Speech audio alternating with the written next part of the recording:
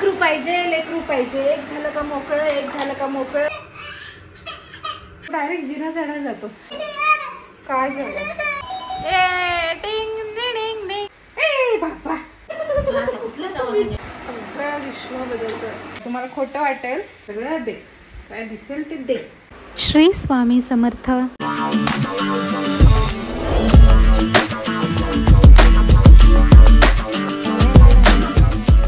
काय पाहिजे तांदूळ कच्चे तांदूळ सगळं दे काय दिसेल ते दे काय दिसेल ते दे हो ओके नंतर देते आई पप्पा आणि कुमार गेलेत बाहेर एकीकडे म्हणजे मुंबईला गेलेत आमच्या एका पेशंटला बघायला आता मी आणि आरू आहोत आता थोड्या वेळाने काकी येते तसं तुला घेऊन आणि आजी पण येत आहेत पणजी आजी येते आरूची मी चहा कमी केलाय भरपूर कमी पण आज पिते ए बाबा ओरडतील मला याला मी तुमच्या समोर खाली ठेवते बघा तो खाली राहतोय का आता नाही तर तुम्ही बोला ते बघा तुम्हाला खोटं वाटेल तो राहायलाच मागत नाही नुसता हे करतो थांब चहा उकळून जाईल थांब हो बाळा एकच मिनिट त्याला इकडे काय काय खाली काढून दिलं भांडी पण काढून देते पण नाही साहेब राहिला तर राहील नाही तर नखरे करेल थोडंसं भरवलं त्याला ग्लासात पाणी दिलंय पाण्याची खेळत बस म्हणावं थोडंसं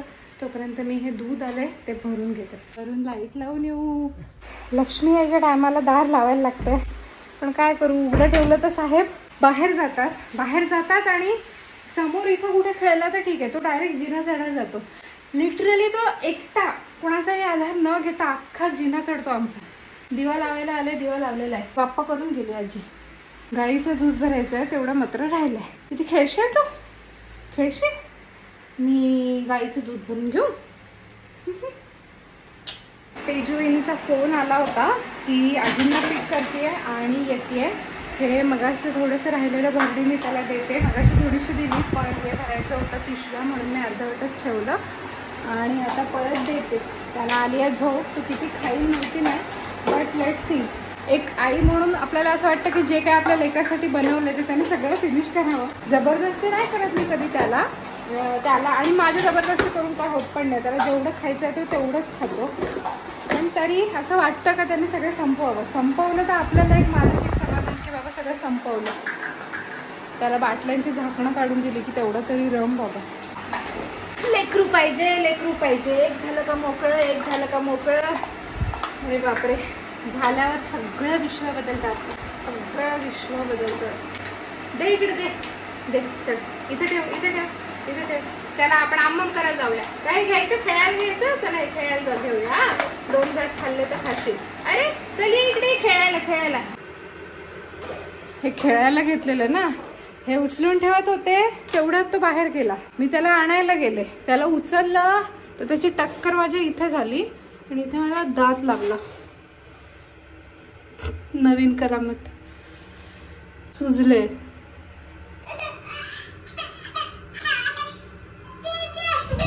ओके काय झालं चला आपण कपडे घालूया चला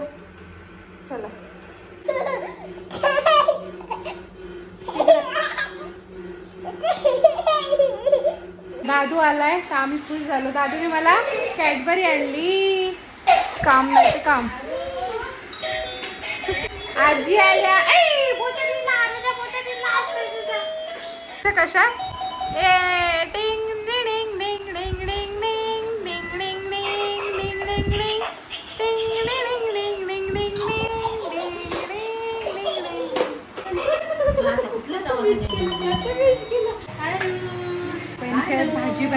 पेनसेट भाजी बनवतायत बटाटा भाजी आणि भात ठेवलेला आहे आणि वरण आहे पापड तळू आणि मोरंबा आहे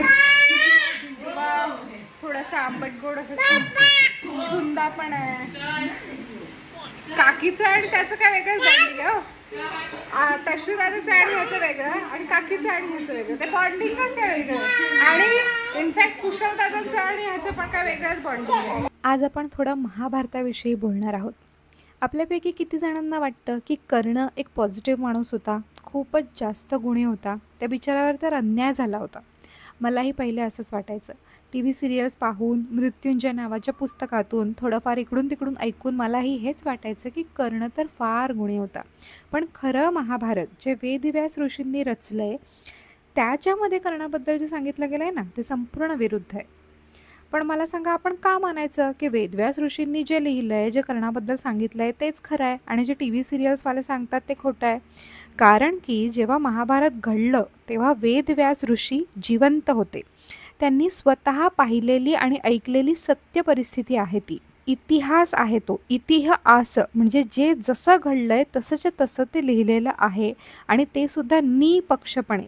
कारण की महाभारतामध्ये विजय पांडवांचा झाला.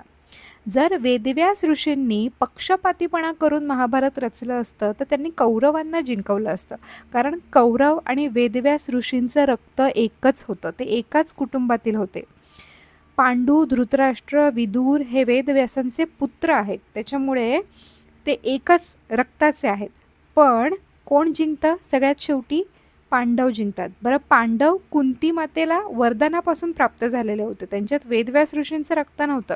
महाभारताच्या अंती पांडव जिंकले, कौरव हरले, म्हणजेच वेदव्यासांनी पक्षपातीपणा केला नाही. ते ऋषी होते, ऋषी कधीच खोटं बोलायचे नाहीत तेव्हाचे. जे जसं घडलंय ते तसं लिहिलंय, त्यामुळे त्यांनी महाभारतात कर्णाविषयी जे लिहिलंय तेच आपल्याला सत्य मानायला हवं. जे टी व्ही सिरियल सांगतात किंवा अन्य पुस्तकं जे सांगतात ते नाही. तर एक्झॅक्टली काय सांगतात वेदव्यास ऋषी कर्णाबद्दल? दुर्योधन जो आहे तो द्वेष या अवगुणाचा खूप मोठा वृक्ष आहे. धृतराष्ट्र हे त्या वृक्षाचं मूळ आहे आणि कर्ण या वृक्षाचं खोड आहे, असं वेदव्यास ऋषी म्हणतात. म्हणजे द्वेषाने भरलेल्या वृक्षाचं कर्ण हे खोड आहे, ट्रंक इंग्रजीमध्ये म्हणतात. आणि आपण त्याला हिरो मानतो. ज्याच्यात एवढा द्वेष भरलाय तो आपला हिरो कसा काय असू शकतो?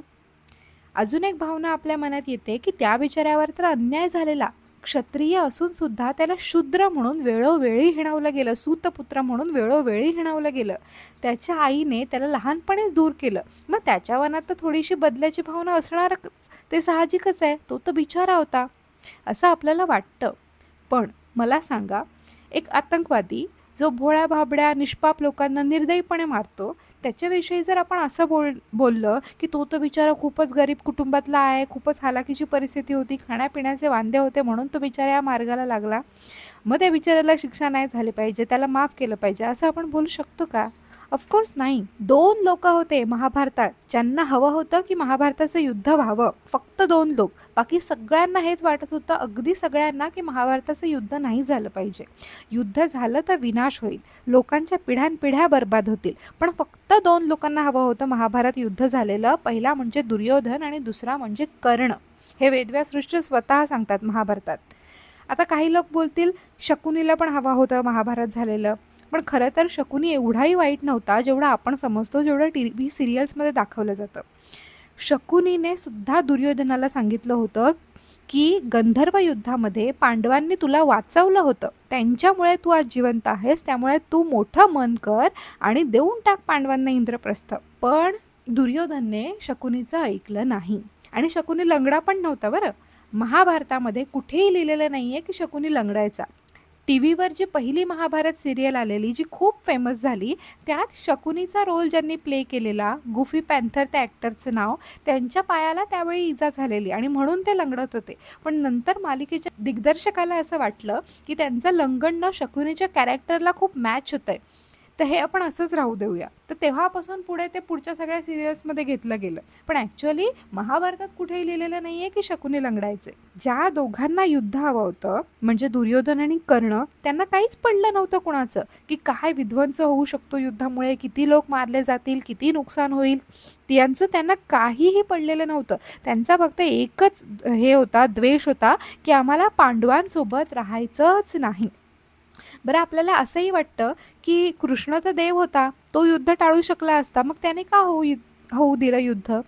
पण खरं तर श्रीकृष्णाने आणि पांडवांनी सुद्धा खूप प्रयत्न केले युद्ध टाळण्यासाठी.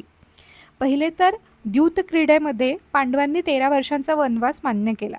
ते म्हणाले युद्ध झालं तर विध्वंस होईल, जनता मृत्युमुखी पडेल, त्यामुळे युद्ध नको, त्याच्यापेक्षा आम्ही पांडव वनवासात जातो ते परवडेल. तो पहिला प्रयत्न. दुसरं म्हणजे खूप निगोशिएशन झालं, त्याच्यानंतर सुद्धा भरपूर निगोशिएशन झालं. युधिष्ठिर म्हणाला की आम्हाला फक्त 5 गावं द्या, इंद्रप्रस्थ पण नको, जे त्यांनी स्वतःच्या कष्टाने वसवलं होतं आम्हाला ते पण नको, ते पण तुम्ही ठेवा, आम्हाला फक्त कुठली तरी 5 गावं द्या. तेव्हा दुर्योधन काय म्हणाला? दुर्योधन म्हणाला की 5 गावं काय, मी तर तुम्हाला सुईच्या टोका इतकी जमीन पण नाही देणार, कारण की मी तुम्हा पांडवांसोबत जगूच शकत नाही. मी नाही जगू शकत तुमच्यासोबत, त्यामुळे होऊन जाऊ दे युद्ध आणि मरू दे लोक किती मरायचे आहेत ते. एवढा जास्त अहंकार आणि एवढं जास्त मात्सर्य होतं त्याच्यामध्ये. धृतराष्ट्र, गांधारी, भीष्म, द्रोणाचार्य आणि शकुनी सगळ्यांनी समजावलं की युद्ध नको. किमान एकदा तरी सगळ्यांनी दुर्योधनला समजावलंच होतं की युद्ध नको.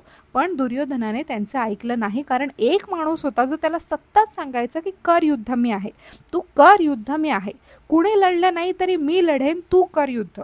आणि तो माणूस कोण होता माहिती आहे? तो होता कर्ण. हे वेदव्यासांनी स्वतः लिहिलंय. कर्ण दुर्योधनाला सतत प्रोत्साहन द्यायचा युद्धासाठी. एक असा मित्र जो तुम्हाला युद्धामध्ये ढकलतोय आणि तुमच्या संपूर्ण कुटुंबाच्या विनाशाला आमंत्रण देतोय, असा मित्र चांगला कसा असू शकतो? आता राहिली गोष्ट त्याला शूद्र म्हणून हिणवण्याची, ठीक आहे. तर त्याला सतत सूतपुत्र म्हणून हिणवलं गेलं असं आपण म्हणतो. का म्हणतो? कारण सिरियल्समधून तेच दाखवलं गेलं, इतरांच्या तोंडूनही आपण तेच ऐकलं, मृत्युंजयमधून तेच वाचलं. पण खरंच सूतपुत्र म्हणजे त्यावेळी एक शिवी किंवा एक खालच्या दर्जाचा शब्द होता का? महाभारतात फक्त कर्णालाच सूतपुत्र म्हटलं गेलंय का? नाही. संजय जो होता, ज्याने धृतराष्ट्राला महाभारतात काय काय घडतंय ते सांगितलं, तो सुद्धा सूतपुत्रच होता. मग जर सूतपुत्र एक शिवी आहे, तर एका क्षत्रियाने म्हणजे धृतराष्ट्राने महाभारतासारखं युद्ध ज्यात त्याचं संपूर्ण कुटुंब इन्व्हॉल्ड आहे, त्यातल्या घटना सांगण्याचं एवढं महत्त्वाचं काम एका सूतपुत्राला सांगितलं असतं का? दुसरा सूतपुत्र शब्द वापरला गेलाय कीचकसाठी. मत्स्य देशाचा सेनापती. मत्स्य देश तो आहे जिथे पांडवांनी अज्ञातवासाचं 1 वर्ष काढलं होतं. मग जर सूतपुत्र खालच्या दर्जाचे असले असते, तर एका सूतपुत्राला कोणी सेनापती बनवलं असतं का? तो खूप निपुण योद्धा होता कीचक.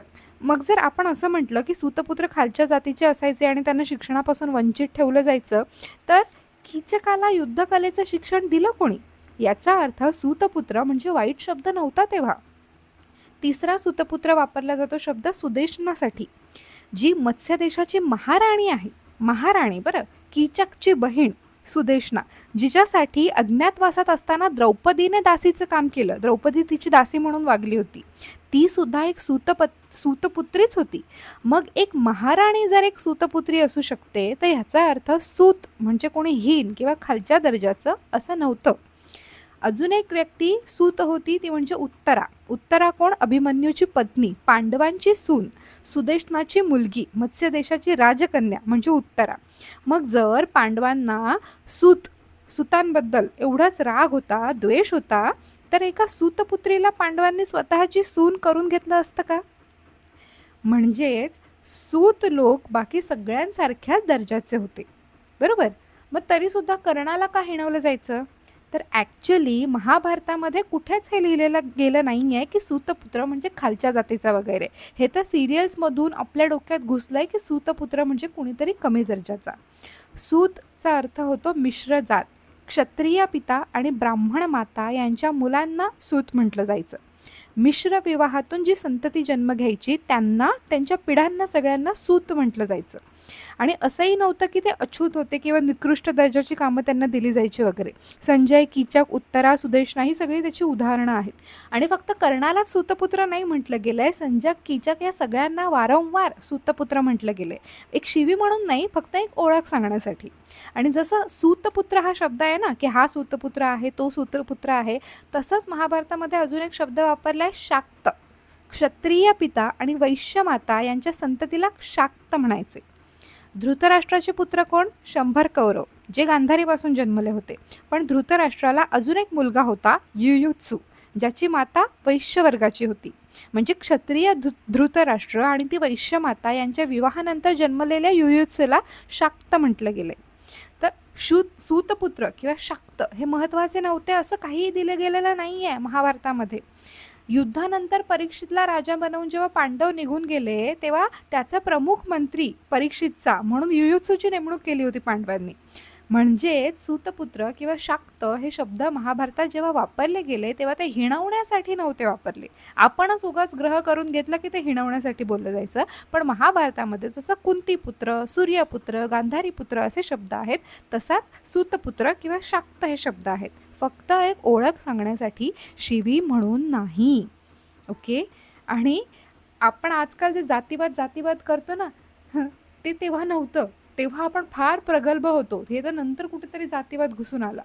आणि मी दुसऱ्या कोणाला नावं ठेवत नाही आहे. अगदी माझ्या घरात सुद्धा हे होतं. माहेर काय सासर काय, की ह्याने त्या जातीची सून केली, ह्याने त्या जातीची बायको आणली, तिने ह्या जातीचा नवरा केला, हे आपण आत्ता म्हणतो. तेव्हा आपण खूप प्रगल्भ होतो. हे तर जातीवाद नंतर आलेला आहे. अजून एक गोष्ट, महाभारताची गोष्ट कुठून सुरू होते? नैमिषारण्यात एक गुरुकुल होतं. तिकडे खूप विद्यार्थी शिकत होते. तेव्हा तिथे एक ऋषी येतात ज्यांचं नाव उग्रश्रवा सौती. गुरुकुलमध्ये सगळे ऋषींना विचारतात की तुम्ही कुठून आलात? तेव्हा ते सांगतात की मी जन्मेजय राजाचा सर्पसत्र यज्ञ सोहळा पाहून आलोय. आता जन्मेजय राजा कोण? परीक्षितचा मुलगा. परीक्षित कोण? अभिमन्यूचा मुलगा. अभिमन्यू कोण? अर्जुनचा मुलगा. म्हणजे जन्मेजय राजा ज्याचा यज्ञ सोहळा पार पडला तो अर्जुनचा पणतू, पांडवांचा पणतू. त्याचा यज्ञ सोहळा चालू असताना तिथे जन्मेजयच्या पूर्वजांचा म्हणजे पांडवांचा इतिहास सांगितला गेला आणि तो ऐकून मी आलोय असं ते ऋषी तिकडे गुरुकुलमध्ये सगळ्यांना सांगतात. म्हणजेच जन्मेजयच्या यज्ञ सोहळ्यामध्ये वैशंपायन ऋषींनी वेदव्यासांच्या आज्ञेने, वेदव्यास तेव्हा जिवंत होते, उपस्थित होते त्या यज्ञामध्ये, वेदव्यासांच्या आज्ञेने वैशंपायन ऋषींनी तिथे यज्ञामध्ये जमलेल्या सगळ्यांना महाभारताची स्टोरी सांगितली. पहिल्यांदा तेव्हा ते पब्लिकमध्ये सांगितलं गेलं महाभारत. आणि ती महाभारताची गोष्ट उग्रश्रवा सौती यांनी ऐकली आणि ते इथे येऊन गुरुकुलमध्ये सांगायला लागले. तर ते जेव्हा गुरुकुलमध्ये सांगतायत ना, हे सगळं पुढे Mahabharata as a Mahabharata story म्हणून आपण वाचतो तो ग्रंथ. सो उग्रश्रवांनी ही महाभारताची गोष्ट आपल्याला सांगितली, त्यांच्यामुळे ती आपल्यापर्यंत पोहोचली. ते स्वतः सुद्धा एक सूत समाजाचे होते, म्हणूनच त्यांचं नाव उग्रश्रवा सौती. तर इतक्या मोठ्या मोठ्या पदांचे सूत लोक तेव्हा होते महाभारतामध्ये. तर अशा बऱ्याच गोष्टी आहेत ज्या आपण चुकीच्या समजत आलोय महाभारताबद्दल. आपले गैरसमज तेव्हाच दूर होऊ शकतात जेव्हा आपण महाभारत वाचू, आणि तेही वेदव्यास रचित महाभारत, अन्य कोणीतरी लिहिलेलं महाभारत नाही. कारण हिस्ट्रीमध्ये खूप जास्त फेरबदल केलेले आहेत. त्यामुळे वेदव्यासांनी रचलेलं जे महाभारत आहे ते जर आपण वाचलं तर आपल्या मनातले जे डाऊट्स आहेत ते क्लिअर होऊ शकतात.